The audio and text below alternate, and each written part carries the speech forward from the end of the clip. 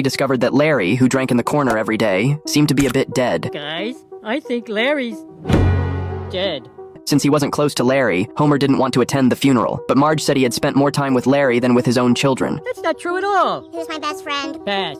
Crackle from Snap, Crackle, and Pop.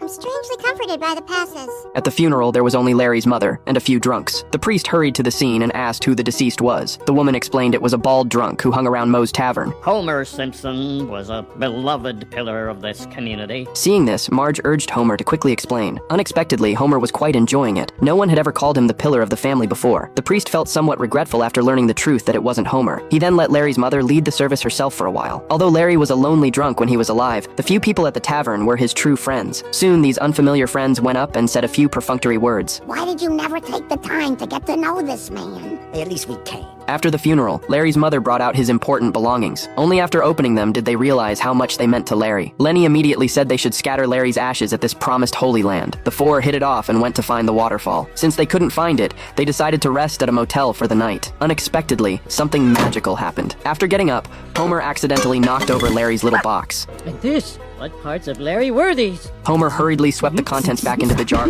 but was caught by Moe, who had just woken up. After his rough assessment, these were all good stuff. Sapphires. Larry must have smuggled these gems using his body before, and since sapphires have a high melting point, they weren't burned to ash. Faced with this windfall, Homer's first reaction was to notify Lenny and Carl. Quick sidebar. Seeing this, Moe quickly said it was just a few gems. No need to bother their gentleman friends. Besides, the two of them had no family, no career, and no burdens. You got an expensive trophy wife and like 1,000 crazy kids, and all I got is a crummy bar full of toxic black mold. What?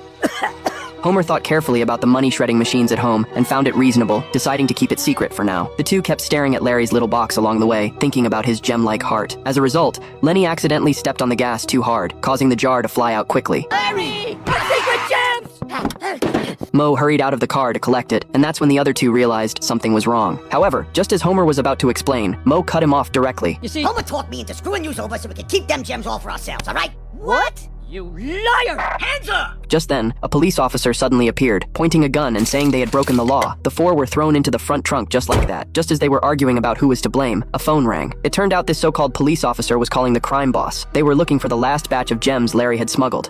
Let them go. They know nothing. Got it. No loose ends. Unexpectedly, the killers were so ruthless they were ready to bury them alive illegally. The four instantly trembled with fear. In the moment of crisis, Homer felt a flare gun behind his back and prepared to intimidate the fake cops.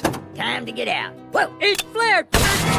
It backfired. The four tumbled down the cliff, screaming in terror. The car got stuck at a delicate balance point. If any one of the four jumped out first thinking only of themselves, the rest would tip over and fall off the cliff. No!